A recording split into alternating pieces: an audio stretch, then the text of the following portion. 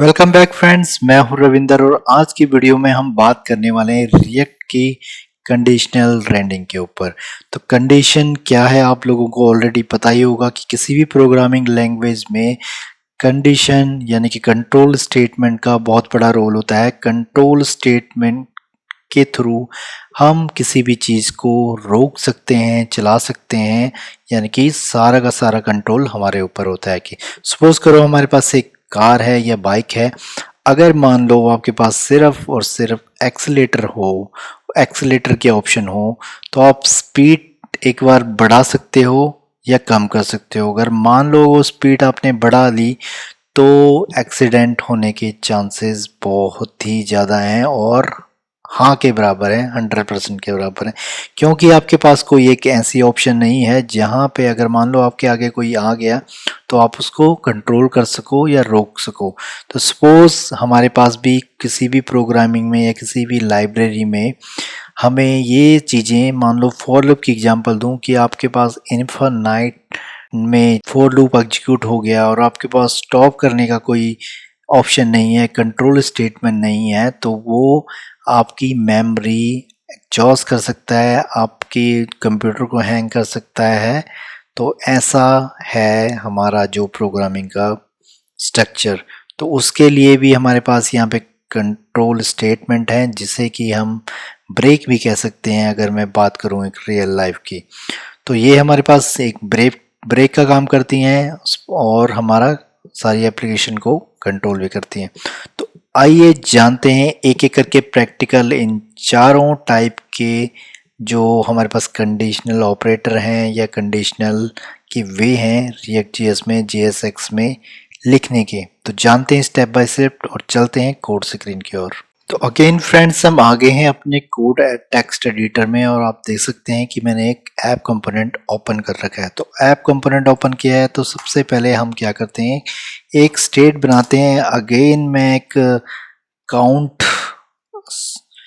की नहीं, सॉरी, मैं बनाऊंगा यहाँ पे एक शो नाम की स्टेट और यहाँ पे इसको मेथड लिख दूंगा शो, और उसमें मुझे लिखना पड़ेगा यूज स्टेट, और मैंने स्टेट लिखी और इसको मैं वैल्यू देना चाहूँगा ट्रू, यानी कि मैंने एक बुलियन टाइप की स्टेट सेट की है जिसकी वैल्यू मैंने बाय डिफ़ॉल्ट ट्रू कर दी है। और यहाँ पे मुझे क्या करना पड़ेगा, यहाँ पे मुझे इंपोर्ट करना पड़ेगा अपना यूज स्टेट, जो मेरा हुक्स है वो मुझे इंपोर्ट करना पड़ेगा। तो ये मैंने इंपोर्ट कर दिया है। और अब एक काम करेंगे, हमें क्या करना पड़ेगा, यहाँ पे मैं एक पैराग्राफ लिखता हूँ। एक पैराग्राफ लिखा मैंने, दिस इज टेस्ट का मैंने एक पैराग्राफ लिखा है। इसको देख लेते हैं ब्राउज़र पे कुछ कैसा दिख रहा है ये। तो ये कुछ इस तरीके का दिख रहा है हमारा, दिस इज टेस्ट आ रहा है यहाँ पे लिख के। अब हमें क्या करना पड़ेगा, हम पहले जो एक कंडीशन लगाते हैं, जो हमने पहली कंडीशन सीखनी है वो है टर्नरी ऑपरेटर की। अब टर्नरी ऑपरेटर का मैं सिंटैक्स आपको बताऊं तो कैसे होता है किसी भी प्रोग्रामिंग लैंग्वेज में, उसका सिंटैक्स कुछ इस तरीके का होता है फ्रेंड्स। ये वाला पोर्शन होता है जो वो होता है आपका एक्सप्रेशन, यानी कि जहाँ पे आप कंडीशन लगाते हैं, कंडीशन के केस लिखते हैं। उसके बाद आपको लिखना पड़ता है क्वेश्चन मार्क। क्वेश्चन मार्क के बाद क्या होता है कि वैल्यू का पार्ट होता है। अगर मैं बात करूं क्वेश्चन मार्क और कॉलन की, तो ये जो तीन ब्लॉक होते हैं इस टर्नरी ऑपरेटर के या इस टर्नरी ऑपरेटर कंडीशन के। जो पहला ब्लॉक होता है वो होता है कंडीशन, यानी कि जहाँ पे आप मिसमैच चेक करवाएंगे। उसके बाद अगर वो कंडीशन होती है ट्रू, तो उसके बाद जो आपको एक वैल्यू रिटर्न करनी है या आपको वैल्यू दिखानी है तो वो आती है इस ब्लॉक में, क्वेश्चन मार्क के बाद वाली।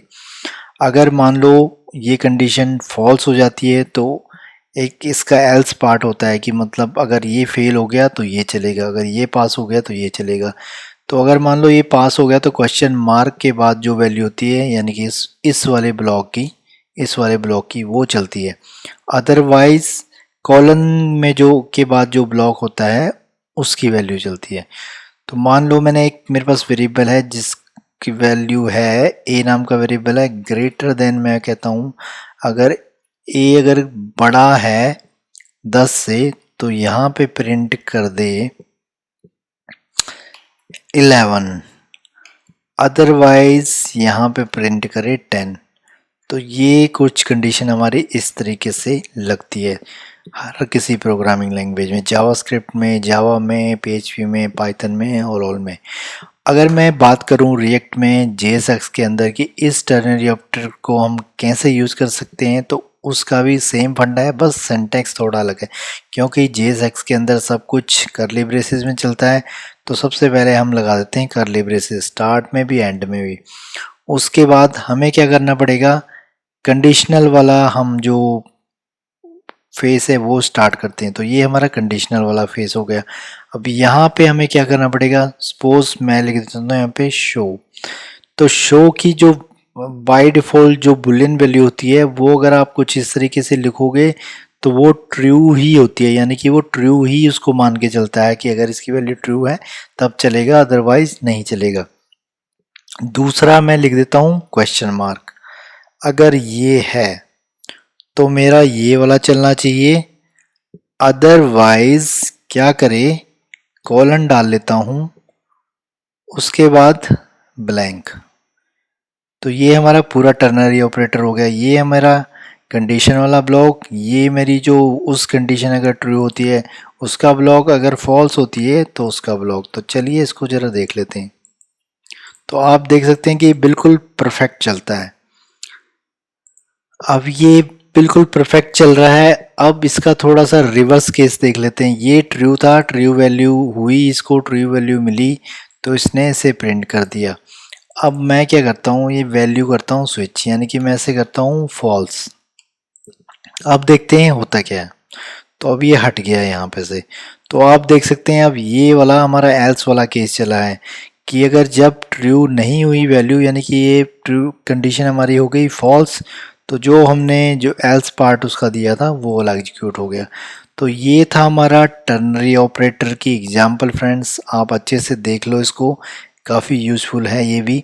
अब नेक्स्ट वाली जो एग्जांपल है वो हम करते हैं लॉजिकल ऑपरेटर के साथ। तो यहाँ पे भी एक काम ऐसे ही कर लेते हैं हम, यहाँ पे करते हैं इज शो करके बना देते हैं इसको, और यहाँ पे भी ऐसे करते हैं इज शो बना लेते हैं, और इसको भी कर लेते हैं फिलहाल के लिए ट्रू, सॉरी ट्रू। ये हमने कर दिया ट्रू, और इसको नहीं दूसरी लेते हैं वैल्यू, यहाँ पे हम H4 ले लेते हैं और इसको करते हैं इज डिस्प्ले। इस डिस्प्ले किया हमने, यहाँ पे चलते हैं वापस। तो इस डिस्प्ले हमारा प्रिंट हो रहा है। अब हमें क्या करना है, लॉजिकल ऑपरेटर लगाना है। तो लॉजिकल ऑपरेटर के लिए हम क्या करेंगे, ऐसे लगाएंगे सिंपल, और अगर इस डिस्प्ले है तो फिर लगा देंगे डबल एंड, और ये राउंड के अंदर जो हमने वैल्यू दिखानी है। तो ये हमारा हो गया है लॉजिकल ऑपरेटर। कहने का मतलब है अगर ये होगा तो ये चलेगा, अदरवाइज ये नहीं चलेगा। तो हम इसको करते हैं डिस्प्ले, तो ये बिल्कुल परफेक्ट चल रहा है। अब हम इसको करते हैं फॉल्स, फॉल्स किया, देखते हैं तो ये हट गया है। अब एक काम और करते हैं, इसको कर देते हैं कमेंट। अब देखते हैं, अब इसने हमको अनडिफाइंड का एरर थ्रो कर दिया। अब देखते हैं इसको, नहीं चला। अगर इसको वैल्यू नहीं देते, नहीं चला।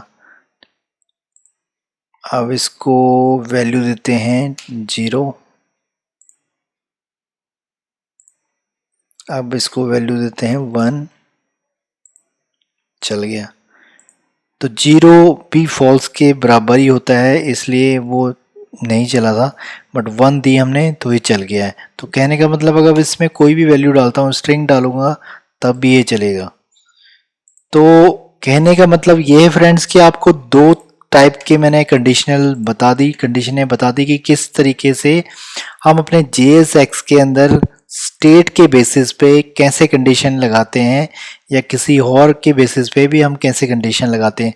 तो इस तरीके से आपकी कंडीशनें चलेंगी। डायरेक्टली अगर आप यहाँ पे एल्स इफ लिखोगे, ऐसे एफ एल्स लिखोगे, तो ये नहीं चलेगी। इस तरीके का कोई सिंटैक्स होता नहीं है रिएक्ट JS में।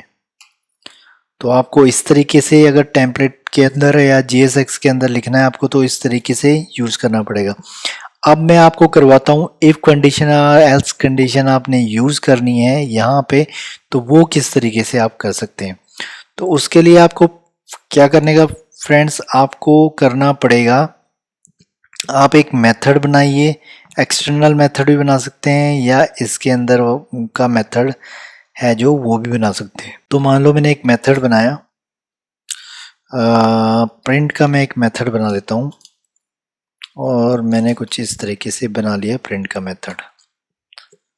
प्रिंट का मेथड बनाया। अब यहाँ पे मेरे पास पूरा होल्ड है फ्रेंड्स एल्स इफ लिखने का। क्यों है, उसके पीछे एक रीजन है, बताता हूँ।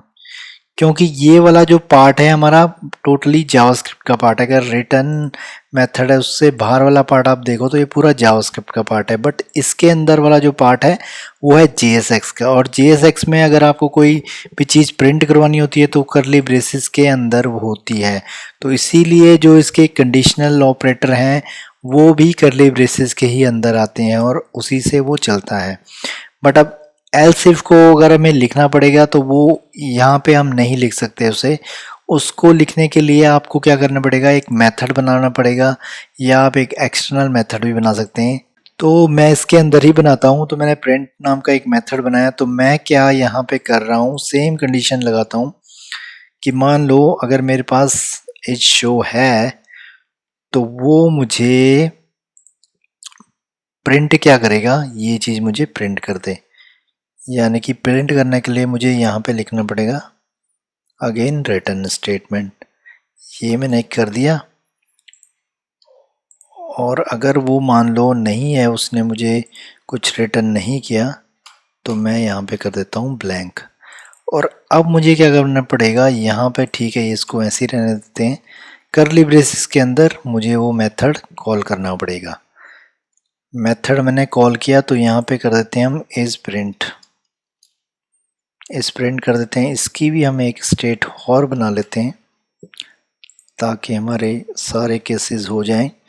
तो इस प्रिंट किया, इस शो को बना देते हैं इस प्रिंट, और यहाँ पे मैं इसको वैल्यू अगेन दे देता हूँ ट्रू, और यहाँ पे इसको चेक करवाते हैं। अब तो यहाँ तक हमारा ओके है। ये हमने पहली वाली टर्नरी ऑपरेटर के साथ किया, दूसरा हमने कंडीशनल ऑपरेटर के साथ किया, और तीसरा हम कर रहे हैं इफ कंडीशन के साथ थ्रू मेथड, एक मेथड बना के कर रहे हैं। तो अब चलते हैं यहाँ पे। तो यहाँ पे अभी हमारा ये प्रिंट नहीं हुआ। क्यों नहीं हुआ, क्योंकि शायद ये मेथड है, तो हमें इस तरीके से करना पड़ेगा। तो यस, अब आपका बिल्कुल सही चल रहा है ये। और अगेन मैं इसको कर देता हूँ फॉल्स। तो मैंने जैसे ही इसको किया फॉल्स, तो ये डिस्प्ले होना बंद हो गया है। तो इसको भी ट्रू कर देता हूँ, इसको भी मैं ट्रू कर देता हूँ अभी के लिए। तो अब आप देख सकते हैं कि तीनों के तीनों हमारे प्रिंट हो रहे हैं। तो 3 टाइप की आपने कंडीशन देखी फ्रेंड्स। इसमें 3 टाइप की तरह से आप कंडीशन को मैनेज कर सकते हैं। यानी कि आपको किसी केस में मान लो ये मैसेज डिस्प्ले करवाना है और एल्स में ये मैसेज डिस्प्ले करवाने की बजाय आप यहाँ पे करें, उसको कुछ इस तरीके से भी लिख सकते हैं। और यहाँ पे आपने इफ़ कंडीशन लगाई, एल्स इफ लगाया, जितनी मर्जी इफ़ और एल्स इस मेथड के अंदर बना सकते हैं। और उस मेथड को सिंपली आप ऐसे प्रिंट करवा देंगे, एग्जीक्यूट करवा देंगे, तो वो अपने हिसाब से मैनिपुलेशन कर लेगा। अगर आपका कोई पैरामीटर है या कुछ भी आपने वैल्यू पास करनी है, तो आप इसको वैल्यू पास कीजिए और वो वैल्यू आप यहाँ गेट कीजिए, और उस वैल्यू के बेसिस पे अगर आपने कंडीशन लगानी है तो वो भी आप इस तरीके से लगा सकते हैं। तो आई होप कि आपको समझ आ गया होगा फ्रेंड्स, ये वाला भी रूल कि आप इस तरीके से लिख सकते हैं। चौथा और लास्ट वे कंडीशन लगाने का रिएक्ट जेएस में वो किस तरीके से है, उसका भी सेम मेथड है फ्रेंड्स। हमें, क्योंकि हम इफ एल्स जिस तरह से हम जेएसएक्स के अंदर नहीं लिख सकते, उसी तरह से स्विच केस भी हम जेएसएक्स के अंदर नहीं लिख सकते। उसके लिए भी हमें कोई मेथड बनाना पड़ेगा। जैसे मैं इसको नाम दे देता हूँ इको, यहाँ पे इको मैंने नाम दे दिया इसको, और यहाँ पे हम एक स्टेट और बना लेते हैं, इसको भी हमने दे दिया है इको नाम। इज इको इज इको, इसको बाय डिफॉल्ट ट्रू दे देते हैं। अब यहाँ पे हम क्या करेंगे, यहाँ पे एल्स इफ की जगह हमारा जो चेंज हो जाएगा वो हो जाएगा स्विच। स्विच किया, केस स्विच केस आया, स्विच की कंडीशन, यहाँ पे जो वैल्यू होती है, मान लो वैल्यू आई हमारी, और वैल्यू अब हमारी यहाँ पे इज इको होगी। उसके बाद यहाँ पे हम लिख देते हैं केस। केस में हम लिखेंगे अगर वैल्यू होगी ट्रू, तो ट्रू होगी वैल्यू तो हमें रिटर्न कर देना है ये वाली वैल्यू इज इको। और एल्स केस में यहाँ पे हमारे पास होता है डिफॉल्ट, तो हमने डिफॉल्ट हम रिटर्न कर देंगे सिंपल ब्लैंक। तो ये हमारा स्विच केस हो गया है, और अब इसको करते हैं प्रिंट।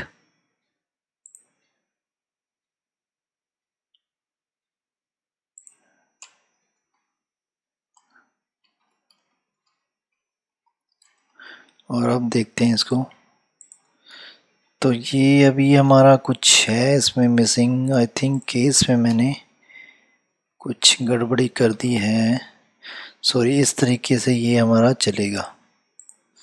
यस फ्रेंड, तो किस इस तरीके से हमारा चलेगा। मैंने जो कॉलन था वो आगे लगा दिया था, ये लास्ट में लगेगा। ये हो गई है इसकी वैल्यू, ये हो गया है इसका वेरिएबल जो हम वहाँ से चेक करवा रहे हैं। अब ये वैल्यू किसी भी तरह की हो सकती है, मान लो ये स्ट्रिंग भी हो सकती है। अब मैंने इसको स्ट्रिंग दिया तो अब ये ब्लैंक हो जाएगा, इको इस ब्लैंक हो गया, क्योंकि ट्रू बुलियन वैल्यू है और ये स्ट्रिंग वैल्यू है। तो अगर मैं इसको भी स्ट्रिंग बनाता हूँ, मान लो मैंने इससे भी स्ट्रिंग बना दिया, तो अब ये चलेगा। तो अब ये चल गया है। तो आई होप कि फ्रेंड्स आपको तीनों चारों मेथड कंडीशन के, कंडीशन रेंडरिंग के क्लियर हो गए होंगे। और आपको इसका कोड चाहिए तो मैं गिट में इसको सबमिट भी कर दूंगा ताकि आपको इजीली क्लियर हो जाए, और उसका जो लिंक है मैं आपको डिस्क्रिप्शन बॉक्स में दे दूंगा। तो ये बहुत ही सिंपल मेथड है, आपने देखे। पहले हमने किया टर्नरी ऑपरेटर के साथ, सेकंड हमने किया लॉजिकल ऑपरेटर के साथ। यानी कि आप यहाँ पे टर्नी ऑपरेटर में तो हम सिंपल देखा जाए तो हमारे पास कंडीशन का एक ही ब्लॉक है, यानी कि ट्रू है तो ये ब्लॉक चलता है, एल्स में ये ब्लॉक चलता है। बट मान लो अगर मेरे पास 2-3 केसेस में मैंने चेक करवाना हुआ इसको, तो आप उतनी कंडीशन ऐसे लिख सकते हो एंड के साथ, यानी कि लॉजिकल ऑपरेटर के साथ अगेन ऐसे कर सकते हो, ऐसे कर सकते हो। जितनी मर्जी कंडीशंस आप केसेस यहाँ पे बना सकते हो। अगर एंड है तो एंड, अगर और है तो और के लिए आपको यहाँ पे डबल पाइप की साइन लेनी पड़ेगी और आपको ऐसे कुछ इस तरीके से करना पड़ेगा। इसी केसेस में हम यहाँ पे भी कर सकते हैं फ्रेंड्स। हम क्या कर सकते हैं, और ले सकते हैं, और ऐसे ही जितने भी हमारे पास कंडीशन है हम उनको लिख सकते हैं। और उसके बाद हमें एंड ज़रूरी लगाना है, किसी भी कंडीशन के बाद हमें एंड ज़रूरी लगाना है, तभी हमारा ये व्यू वाला पार्ट चलेगा। क्योंकि ये हमारा कंडीशनल पार्ट हो गया, और बाद में अगर ये ट्रू या फॉल्स होती है तो क्या चीज़ चले, तो उसके बेसिस पे ये वाला पार्ट चलता है। तो आपको हमेशा ये एंड तो लगाना ही लगाना है यहाँ पे इसके साथ। ये वाला केस आपका किसी भी तरह का हो सकता है, और आप कुछ इस तरीके से भी इसको बना सकते हो। अगर मान लो अपने और केस में बनाना तो आपकी स्टेटमेंट इस तरीके से हो सकती है, क्योंकि ये होगी आपकी स्टेटमेंट वाला ब्लॉक और ये वाला इसके बाद वाला आपका रेंडर वाला ब्लॉक हो गया। तो दो ब्लॉक होते हैं आपके लॉजिकल ऑपरेटर के साथ। यहाँ पे आप और एंड जितनी चाहे अपने केस के हिसाब से कंडीशन लगा सकते हो। तीसरा ब्लॉक या तीसरा वे है हमारे पास इफ़ और एल्स का। इफ़ भी आप जितनी मर्जी बना सकते हो, इफ़ के बाद else if else if else if और देन इफ़ सॉरी एल्स आप लगा सकते हो, कितने भी केसेस बना सकते हो। तीसरा मेथड ये है। चौथा मेथड है आपके पास स्विच केस। स्विच केस में भी ऐसे ही है, जितने मर्जी आप केस बना लो और एंड में आपको एक डिफ़ॉल्ट केस देना ही होता है स्विच केस में, तभी वो एग्जीक्यूट होता है और उसको एज ए मेथड आप इस तरीके से लिखते हो। तो आई होप कि आपको समझ आ गया होगा तीनों चारों जो भी मेथड है कंडीशनल रेंडरिंग के रिएक्ट जेएस में विथ JSX के साथ। तो अगर आपके कोई भी क्वेश्चन डाउट हैं तो आप मुझे लिख सकते हैं, कमेंट कर सकते हैं, मुझे मेल भी कर सकते हैं me@ravindernegi.com पे, और मैं आपके रिप्लाई और आपके कमेंट ज़रूर करूंगा फ्रेंड्स। इसी के साथ विदा लेना चाहूँगा। मिलता हूँ आपको नेक्स्ट वैल्यूफुल वीडियो में। तब तक के लिए देखते रहिए, सीखते रहिए, सिखाते रहिए। Thank you so much.